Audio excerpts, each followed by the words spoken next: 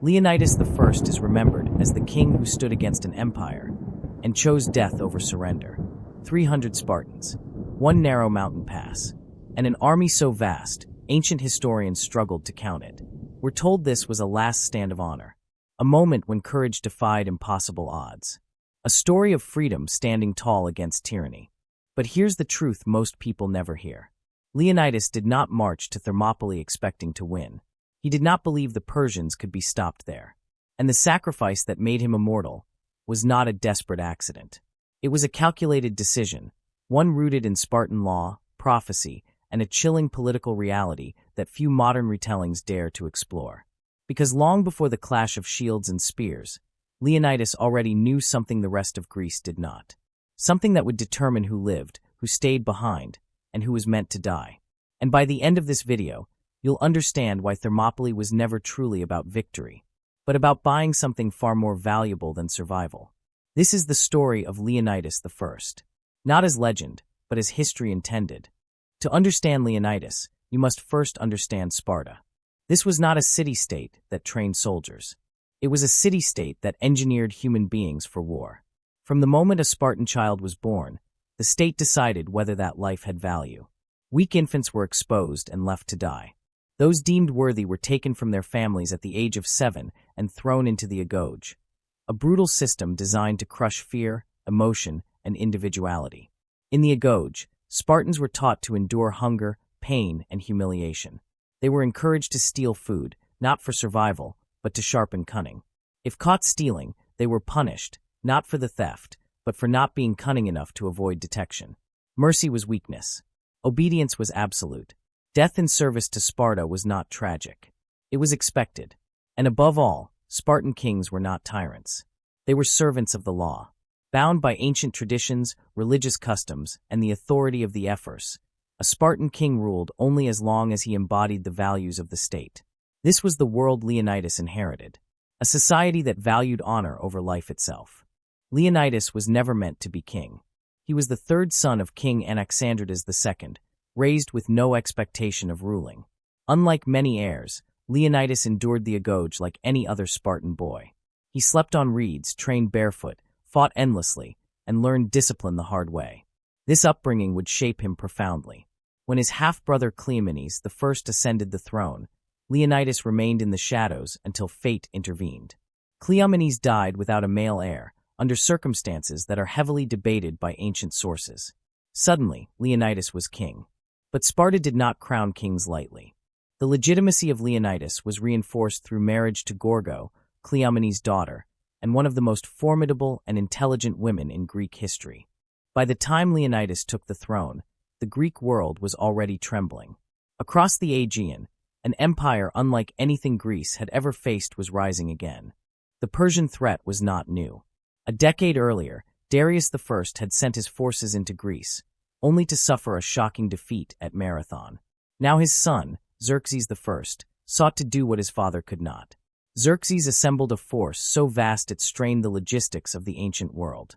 Bridges were thrown across the Hellespont. Canals carved through mountains. Supply lines stretched across continents. This was not a raid. It was an annihilation campaign. Greek city-states panicked. Many submitted without a fight. Others argued endlessly, fractured by rivalries and fear. Sparta, bound by religious law, faced a terrible dilemma. The Carnea festival forbade full military mobilization.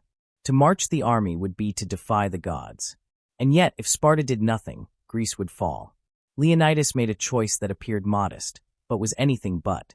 He would go north with a small force. Officially, a reconnaissance mission. Unofficially, something far more deliberate. Thermopylae was not chosen by accident. It was a narrow coastal pass where mountains pressed against the sea. A place where numbers meant little, and discipline meant everything. Here, Leonidas could counter Persia's greatest advantage, its size. The Spartan force numbered 300, selected personally by the king. Each man had already fathered a son, ensuring his family line would survive. They were joined by allies such as Thespians, Thebans, and others, bringing the total force into the thousands, not hundreds. For days, the Greeks held. Persian infantry shattered against Spartan shields. Elite immortals fell like ordinary men. The pass became a killing ground where courage and training eclipsed imperial might. And yet, beneath the clash of steel, Leonidas was watching the clock. Because Thermopylae was never meant to hold forever. Popular culture tells us a simple story. 300 Spartans. Alone. Against the world. The truth is more complex and more powerful. Leonidas never pretended this was a suicide mission for Sparta as a whole.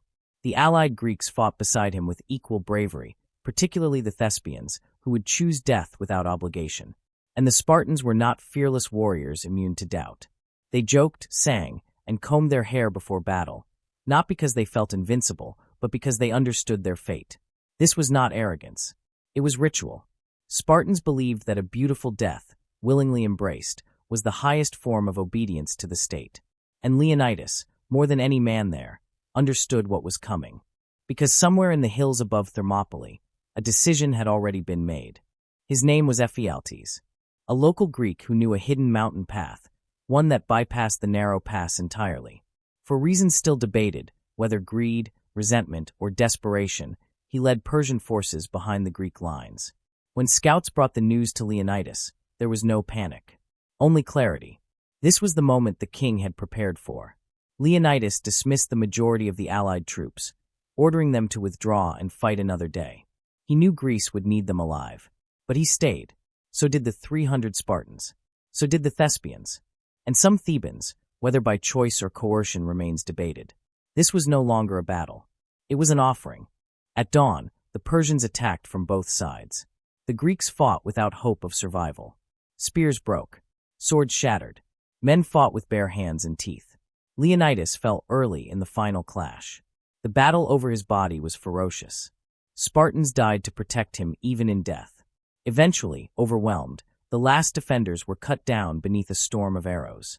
Xerxes, enraged by resistance that defied reason, ordered Leonidas' body mutilated, a rare act for a Persian king.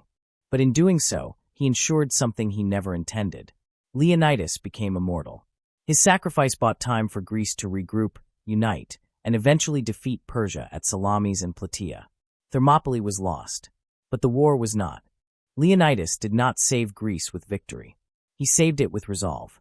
His legacy is not about flawless heroism or cinematic perfection. It is about leadership bound by law, sacrifice chosen with full awareness, and the power of example in moments when survival is uncertain. Thermopylae teaches us that history is not always shaped by those who win, but by those who refuse to yield when it matters most. And more than 2,000 years later, we still remember the king who knew he would die and went anyway. If you enjoyed this dive into the ancient world and want more stories like this, make sure to subscribe to Ancient Odyssey, because the ancient world still has many truths left to uncover.